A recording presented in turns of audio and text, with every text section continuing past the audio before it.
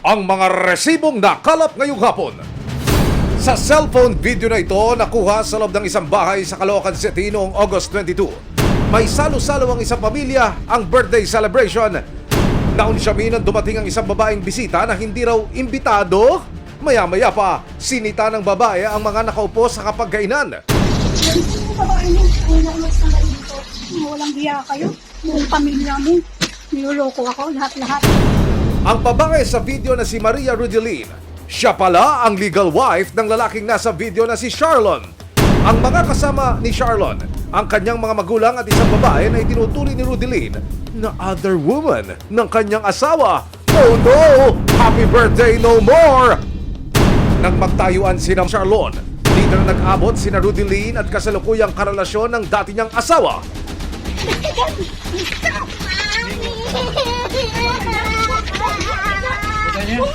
Huwag ganyan yan. Ano? Bata. Ang anak ni na Rudelin at ni Charlon maririnig na umiiyak at umaawat sa kanyang mga magulang.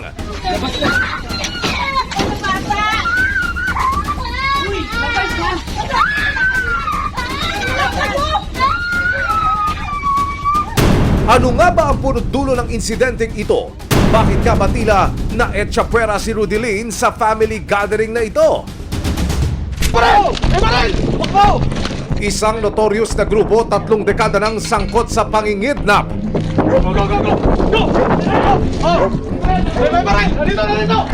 Nagkakasikraw ng lagim sa Metro Manila at iba pang bahagi ng Luzon.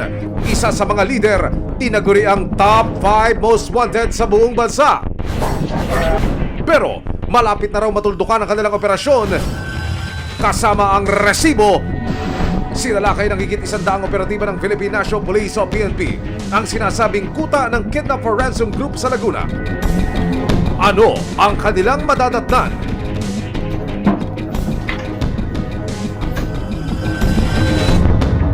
Oh, ganda. Uy, napakadami. Ano mang reklamo, bibigyan tugon. Bawat hiling at problema, hahanapan ng solusyon. Ito ang bago ninyong sandigan, hindi palalampasin ang mga tingwali at maling gawi. Dito, walang ligtas ang abusado at lalong walang lusot ang may atraso. Dahil ang lahat, hahanapan natin ng resibo. Magandang hapon, ako po si Emil Sumangil. Isang masayang birthday celebration sa Caloocan na uwi sa sakitan. Sa cellphone video na ito, sa gitna ng celebration, dumating ang isang babae na wala naman sa guest list. Yung babae mo, ulos na kayo dito. Walang hiya kayo. Buong pamilya mo. Niloloko ako, lahat-lahat. Ang babae sa video na si Maria Rudelin, siya pala ang legal wife. Present sa salo-salo ang dati niyang asawang si Charlon at ang di umano'y bagong kinakasama ni Charlon. Nang magtayuan ng mga bisita, dito na nagpang-abot si Rudelin at kasalukuyang karelasyon ni Charlon.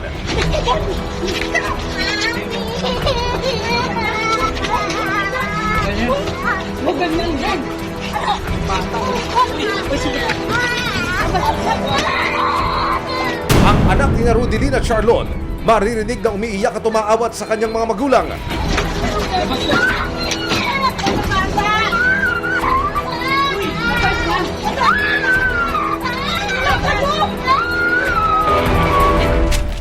Kwento ni Rudelin, 2017 nang magsama at ikasal sila ni Charlon. Nagkaroon sila ng isang anak. Para matustusan ang pangangailangan ng pamilya, nagtrabaho bilang isang migrant worker sa Singapore si Rudelin noong 2019. Pero, while the missus was away, the mister would play. 2019 pa lang po yung ang ginawa niya. Andun pa ako sa Singapore noon. So, parang lahat ng hirap, lahat ng sakit. Parang kulang na lang tatalon ako sa building noon doon sa Singapore. So, pero yung inisip ko noon yung anak ko.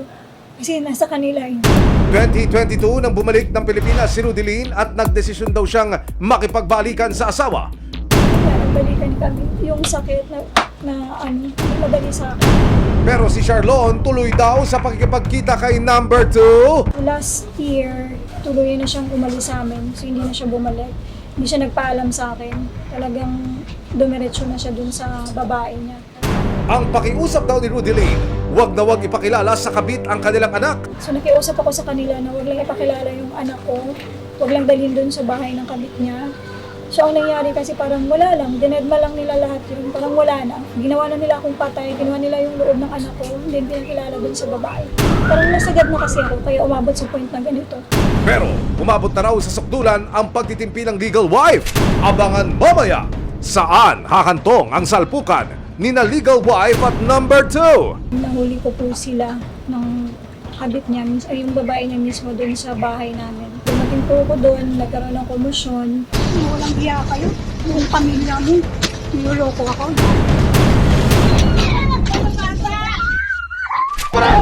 Susunod, isang notorious na grupo 3 dekada ng sangkot sa pangingidnap.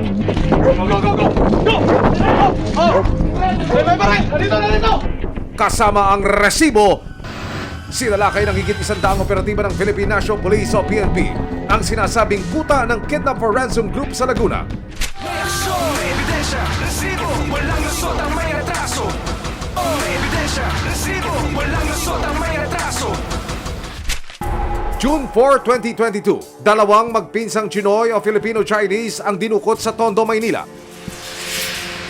Yung dalawang magpinsan, on the way sila sa isang customer nila. Galing sila sa isang customer nila nung nakidnap sila, no? Ayon sa Philippine National Police Anti-Kidnapping Group o PNP-AKG, mula Maynila ay dinala ang dalawang biktima sa isang liblib na lugar sa Laguna. Talaga shock na shock kami nung nakidnap yung dalawang magpinsan na batang-bata pa, no? Businessman. 100 milyong piso raw ang hiningi ng kidnappers kapalit ng kalayaan ng magpinsan. Ang pamilya ng mga biktima umaray sa laki ng halaga. Matapos ang mahigit 10 araw, June 15, 2022, matagumpay na na-rescue ng PNP-AKG ang dalawang kidnap victim, pero ang mga suspect mabilis na nakatakas. They were rescued actually sa tulong ng mga kapulisan natin sa local and with our anti-kidnapping group. Naging joint effort to, ano. Pero bago pa makapuslit, naplakakan ng mga pulis ang getaway vehicle ng mga kidnapper. Sa bayan ng Pililla sa Rizal, nagkaengkwentro ang mga pulis at ang grupo ng mga kidnapper. And the part of the group, yung Kidnap for Ransom group, sa Madriaga group, dalawa ang namatay sa kanila. Sa kasamaang palad ay namatay sa engkwentro ang isa sa mga miyembro ng PNP-AKG na si Patrolman Joshua Lingayo. Siyempre, siya nga may sangain na narigat, nasakit, natanggapin, nga natay di anak ko. Sa investigasyon ng PNP, lumalabas na ang mga nasawi ay miyembro ng isang notorious na sindikato, ang Madriaga Kidnap for Ransom Group. Ang leader ng grupo, kinilalang si Ramil Madriaga. Paano nyo ika-classify ito, sir? Well, they are notorious. In fact, pag tingnan mo yung history nila, they already served their yung previous actions nila, criminal acts nila. And then again, bumalik sila. So, talagang notorious. Ayon sa nakalap naming resibo, taong 1996 nang makasuhan si Ramil Madriaga dahil sa pagdukot sa isang Chinese businessman. April 30, 1997, guilty ang naging hatol ng Pasig City Regional Trial Court sa 3 akusado para sa kasong kidnapping for ransom at ang hatol, death penalty. Pero taong 2003, pinawalang sala sila ng Korte Suprema. Mula noon, business as usual daw ang grupo. Saan ho nakabase ang operasyon nito, Chief PNP, sir? Based on our intelligence report, lumalabas po, nakakarating pa sila sa Pangasinan and Region 3, 4A, and 4B, and also in NCR. Kabilang nga sa naging biktima nila ang magpinsang Filipino-Chinese na na-rescue sa Laguna. Kaugnay nito, sinampahan ng kasong kidnapping sina Ramil Madriaga, Ronald Alivio, Jaime Patano, Ervin Bernados at Richard Babagay. Ayon pa sa PNP, plano na naman daw mambiktima ng grupo. Yeah, that's what we were getting. Kaya talagang hindi natin nilubayan. Pag hindi namin tututukan to, marami at marami pang magiging biktima. Kaya bago pa man makapag-regroup sa bisa ng warrant of arrest nitong July 13, 2023, tinunton ng PNP-AKG ang hideout ng mga Madriaga. Nang makarating sa Rizal, hindi na sila nakapalag. Isa-isa nang inaresto ng PNP-AKG ang 5 suspect na sina Ramil Madriaga, Ronald Alivio, Jaime Patano, Ervin Bernados at Richard Babagay. Habang pinoproseso sila sa opisina ng PNP, si Madriaga biglang hinimatay.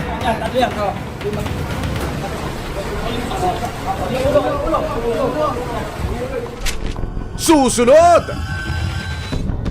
Para masigurong hindi na muling makakapag-operate, isang search warrant ang inapply ng PNP AKG at Laguna Police Provincial Office sa isang farm na pagmamay-ari di umano ng mga Madriaga.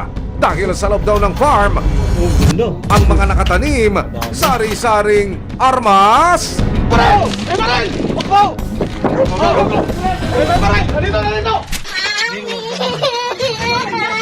Ang sama ng loob ni Rudilin, may isa pa palang hugot.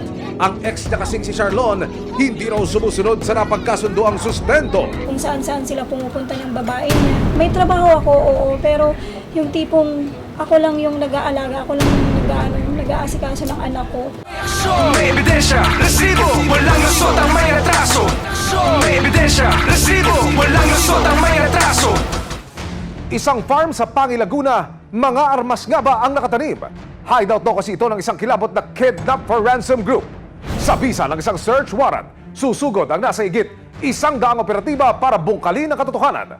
Sa bisa ng search warrant, madaling araw ng July 29, 2023, kasama ang resibo, nagtungo ang nasa 100 operatiba ng Laguna Provincial Police at PNP Anti-Kidnapping Group sa isang farm sa bayan ng Pangi, Laguna na pagmamay-ari ng mga Madriaga.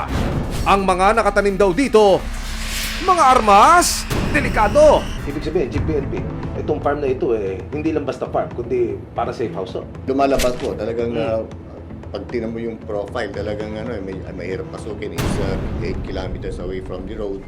Masukal at hindi madali ang pagpasok sa nasabing farm. Talagang tagong-tago, well vegetated, and when it comes to positioning, talagang vantage point sila, may mahirap pasukin. At nang makalapit sa target,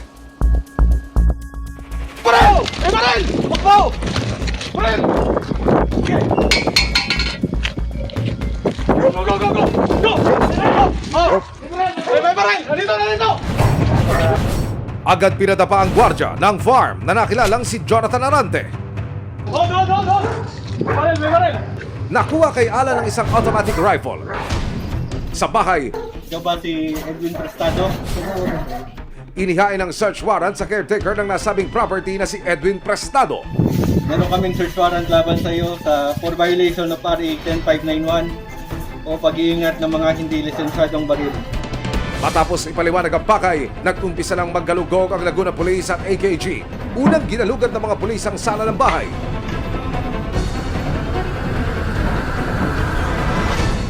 Walang mga baril na nakita sa sala. Hanggang pasukin ng Laguna PPO ang isang silid. Sa loob ng isang kwarto, tumambad sa mga pulis ang nakahilerang mga armas. Nakita yan sa master's bedroom. Andun nakita yung mga baril. Siguro sabihin na lang natin na baka nire-ready nila for them to take them out. Inaayos pa siguro nila yan para to ilipat ng mga location. At nang buksan ng isang kahon sa gilid ng kama, Oh, gundo.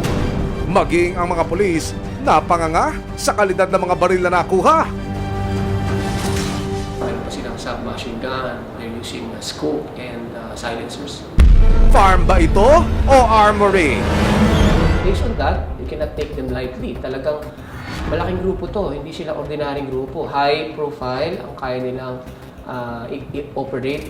Sa kabuuan, na-harvest ng mga pulis ang 4 na caliber 38 revolver, 2 M16 rifle, 3 12-gauge shotgun, 3 kalibre 22, isang Beretta 9mm, isang Uzi submachine gun, isang caliber 357 at mga bala.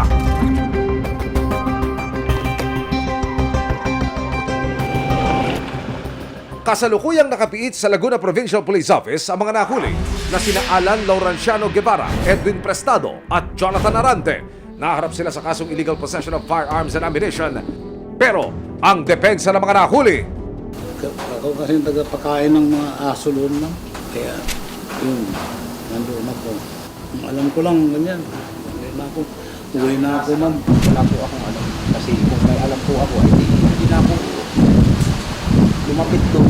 GPNP, anong kaso ang inihain nyo laban dito sa mga suspects, sir? Well, for committing yung violation sa crime natin for RA 10591, it's a violation of yung firearms and ammunition law natin. Samantala, sinubukan ng aming team na hinga ng panig si Ramil Madriaga hinggil sa mga nakumpiskang baril sa kanilang farm pero tumanggi siyang magbigay ng pahayag. Sa pagkakadakip ng Madriaga Kidnap Ransom Group at pagkakakumpiska ng kanilang mga armas, tila nabunutan ng tinik ang ilang naging biktima. Tatta, tanakulong, lagyan ng patay, iti anak ko. Tinarag-anan pasit, ti barukong, kin panunod ko. Talagang kinagagalak namin at pinagpapasalamatan namin ang AKG. Umaasa silang ito na ang umpisa ng katapusan ng halos 3 dekadang paghahari ng notorious Madriaga Kidnap for Ransom Group. June 2022, iniwan si Rudelin ng kanyang asawang si Charlon. Ang dahilan, may number 2 si Mister. Ang pakiusap lang daw ni Rudelin, huwag ipakilala sa kanilang anak ang bagong karelasyon. Pero umabot na raw sa sukdulan ang pagtitimpi ni Mrs. Nang malaman niyang isinama ang anak niya sa isang salo-salo, kasama ang number 2 ni Mister.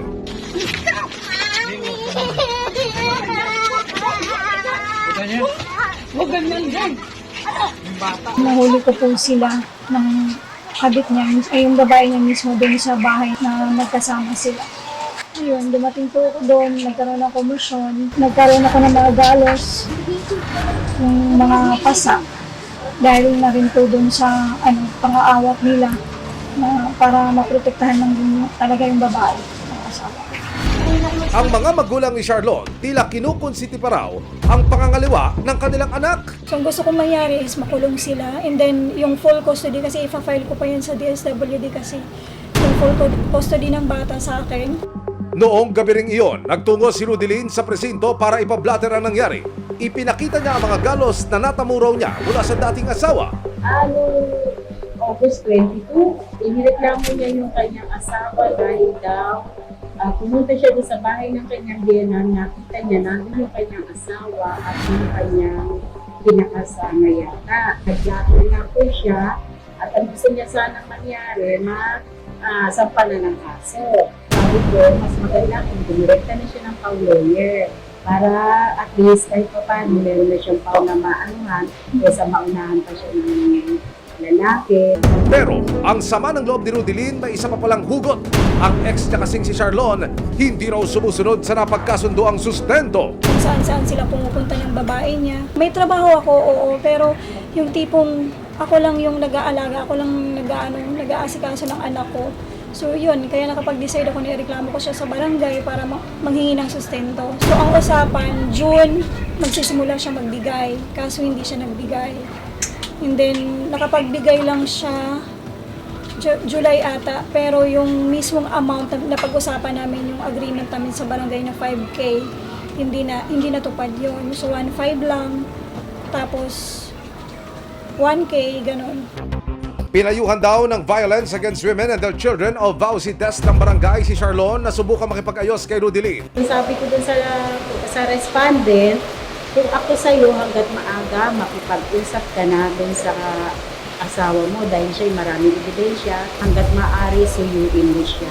Nitong September 1, 2023, ipinatawag ng barangay ang dating mag-asawa para muling magharap. Pero sa pagkakataon na ito, hindi dumalo si Charlon. Hello po, good morning po. Sa VAUSI po ito, sir. Si Mr. Ponce ho ba ito? Nanay na po. Ay, yung anak niyo po.